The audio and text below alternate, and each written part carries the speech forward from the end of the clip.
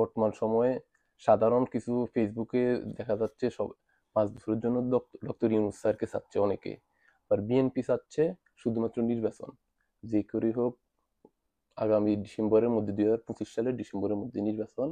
তাছাড়া যে নতুন রাজনৈতিক দল হয়েছে তারা চাচ্ছে 1 বছর বা 2 বছর পরে ডক্টর ইউনূসকে কিছু সময় দেওয়ার জন্য সংস্কারের পরবর্তী নির্বাচন। আপনি এই বিষয়টা কিভাবে দেখছেন? এই বিষয়টা মূলত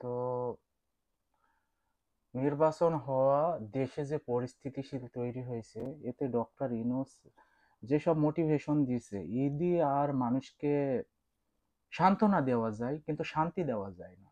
যার কারণে দেশকে স্থিতিশীল থেকে বাঁচাতে হতে হলে অনিবার্য নির্বাচন আবশ্যক। অস্থিতিশীল থেকে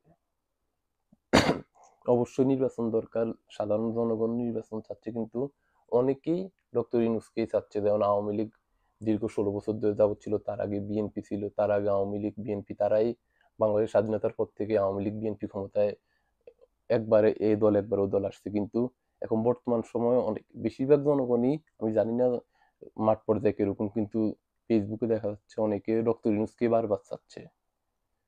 তারা নির্বাচনের আর আগ্রহী নয়, কারণ নির্বাচনে যেই আসছে সেই শোষণ করেছে, শাসনের নামে শোষণ করেছে বাংলাদেশের সাধারণ জনগণকে। দেশ যদি ভালো চলে তো অবশ্যই ডক্টর ইউনূস যদি ভালো কাজ করে তো আমরা কেন নয়, ডক্টর ইউনূসকে আমি ব্যক্তিগতভাবে কেন চাবো না? কারণ যে এই যে মার্চের পরে থেকে যে ডক্টর ইউনূস ক্ষমতায় আছে, এখন উনি আছে এবং ডিসেম্বরের পর রাজনীতি দেবে, এই আপনার ভোট দেবে গণতান্ত্রিক হিসাবে, সেই সাপেক্ষে উনি জানিছে। কিন্তু এতদিন যে উনি ক্ষমতায় আছে, দেশটা একটা স্থিতিশীল অবস্থায় দাঁড়িয়ে আছে এখানে। এই কারণে উনি ব্যর্থ। আমার জানা মতে অস্থিতিশীল। আমার জানা মতে উনি ব্যর্থ। উনি দেশ রক্ষার জন্য ব্যর্থ। দেশ ওনার দ্বারা সম্ভব না দেশ গঠন করা। এই কারণে অবিলম্বে নির্বাচনকে নির্বাচনটাই শ্রেয়।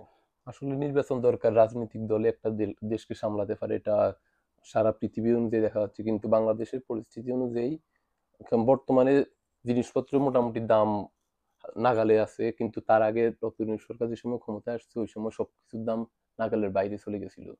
ওই সময় ডক্টর ইউনূস স্যার উনি নিজে প্রথম রাজনীতি আসছে, কিংবা দেশ পরিচালনা তার আগে উনি করেন নাই, প্রথমবার আসছে, এই কারণে একটু সমস্যা হয়েছে। কিন্তু বর্তমানে দেশ খুব ভালোভাবে চলছে সবকিছু মিলে।